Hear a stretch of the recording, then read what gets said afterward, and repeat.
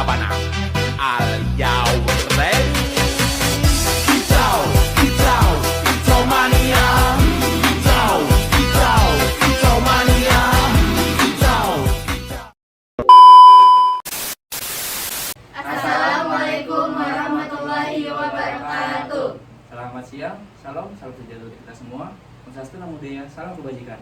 Kami dari kelompok 2 ingin menginspirasikan hasil yang berjudul Pengaruh Digitalisasi Keuangan terhadap Pertumbuhan Ekonomi di Sektor UMKM. Saya izin membentang ide. Nama saya Christian Rizputra. Saya Sabrina Nugraha Mukti. Saya Kaisa Mila. Saya Saskia Asifa Nazila. Saya Keisha Zahra Juliansyah. Saya Haris Nopal Saputra. Latar belakang, digitalisasi menjadi faktor utama yang mendorong pertumbuhan ekonomi melalui peningkatan efisiensi, inovasi, dan perubahan pada konsumsi masyarakat.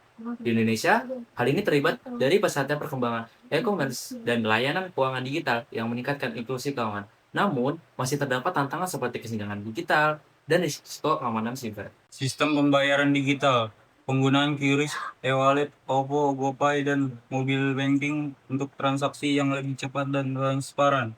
Akses pembiayaan fintech lending, platform seperti Kreditvo atau Modal Rakyat menyediakan pinjaman modal usaha dengan syarat yang jauh lebih fleksibel dibanding bank konvensional.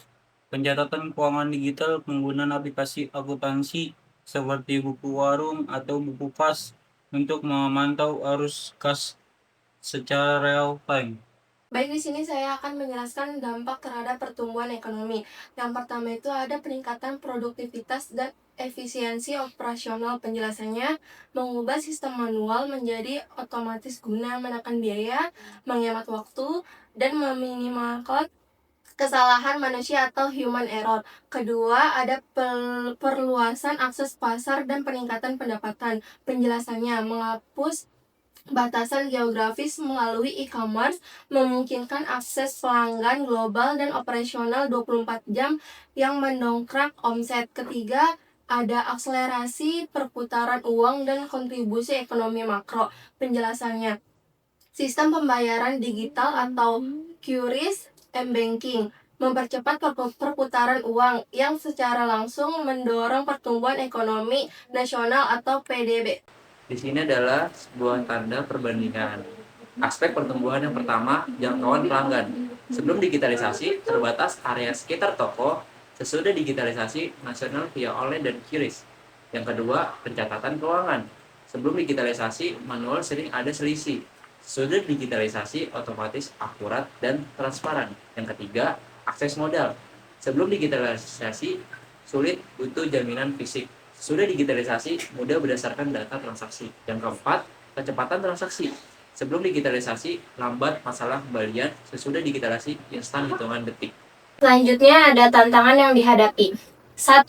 Literasi digital rendah. Banyak UMKM belum mampu memanfaatkan platform digital secara optimal. Masih sebatas komunikasi dasar, serta terkendala keterampilan dan mental dalam penggunaan teknologi bisnis. 2. Keamanan siber. Kekhawatiran terhadap phishing dan kebocoran data, ditambah minimnya pengetahuan proteksi seperti two-factor authentication, membuat UMKM rentan terhadap kejahatan digital. 3. Infrastruktur. Kualitas internet yang belum merata, terutama di daerah pelosok, serta biaya dan kestabilan koneksi menjadi hambatan dalam operasional digital seperti transaksi QRIS. Selanjutnya, strategi solusi. 1. Pelatihan dan pendampingan SDM atau UMKM. Fokus pada peningkatan kemampuan pelaku UMKM melalui pendampingan langsung atau mentorship dan pembelajaran berbasis komunitas agar mereka bisa memahami dan memanfaatkan teknologi secara berkelanjutan. 2. Keamanan transaksi digital. Menerapkan perlindungan berlapis seperti MFA, enkripsi data, dan edukasi anti penipuan untuk meningkatkan keamanan serta kepercayaan dalam transaksi digital. Ketiga, teknologi dan aksesibilitas. Meningkatkan pemerataan internet, menyediakan aplikasi yang ringan, dan mempermudah akses perangkat agar UMKM di sebuah wilayah dapat terhubung dan berpartisipasi dalam ekosistem digital. Manfaat kris untuk UMKM, cara cerdas untuk mengoptimalkan bisnis. Di era bisnis digital, kris telah menjadi komponen penting, terutama untuk pelaku UMKM dan bisnis kecil. Kris yang merupakan metode pembayaran non-tunai berbasis kode QR, menawarkan berbagai manfaat yang dapat mempercepat dan mempermudah transaksi. Berikut adalah beberapa keuntungan kris untuk pelaku UMKM. 1. Kemudahan akses. Kris memungkinkan UMKM menerima berbagai jenis pembayaran melalui satu kode QR. Ini meningkatkan kemudahan bagi pelanggan yang tidak selalu membawa uang tunai dan membuat transaksi lebih praktis. 2. Keamanan transaksi. Dengan kris, keamanan transaksi ditingkatkan, mengurangi risiko penipuan dan pencurian data. 3. Efisiensi waktu dan biaya. Kris mengurangi kebutuhan akan metode pembayaran yang kompleks dan mahal, sehingga menghemat waktu dan biaya operasional. 4. Peningkatan jangkauan pasar. Dengan kris, UMKM dapat menjangkau pelanggan yang lebih luas, tidak hanya di tingkat lokal, tetapi juga internasional. 5. Kemudahan analisis data. Kris mempermudah analisis dan pelacakan data transaksi pelanggan. 6. Pengelolaan keuangan. Kris membantu UMKM mengelola keuangan dengan lebih efisien. 7. Peningkatan brand awareness. Kris juga berfungsi sebagai alat untuk digital marketing, meningkatkan brand awareness dan loyalitas pelanggan dengan menyediakan pengalaman pembayaran yang menyenangkan. 8. Indikator inovasi bisnis. Adopsi kris menunjukkan kesiapan UMKM dalam mengikuti tren teknologi terbaru.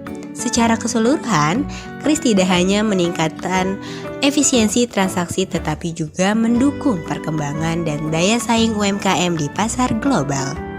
Slide yang akhir yaitu ada kesimpulan. Kesimpulan yang diambil oleh kelompok kami yaitu digitalisasi keuangan merupakan pendorong utama pertumbuhan ekonomi UMKM melalui 3 pilar penting yaitu sistem pembayaran digital atau kris, akses pembiayaan vintage, dan pencatatan keuangan otomatis yang meningkat efisiensi serta jangkauan pasar secara nasional. Meskipun memberikan dampak positif terhadap produktivitas dan perputaran uang, tantangan seperti rendahnya literasi digital, risiko keamanan cyber, dan infrastruktur internet yang belum merata masih menjadi hambatan bagi para pelaku usaha. Sebagai solusi, diperlukan strategi terpadu melalui pendampingan bertahap, penguatan standar keamanan berlapis, serta optimalisasi teknologi agar kontribusi ekonomi sektor UMKM dapat terus meningkat secara berkelanjutan. Sekian dari kelompok kami. Mohon maaf kalau kami ada salah kata perbuatan yang tidak menyenangkan buat kalian. Saya akhiri. Wassalamualaikum warahmatullahi wabarakatuh.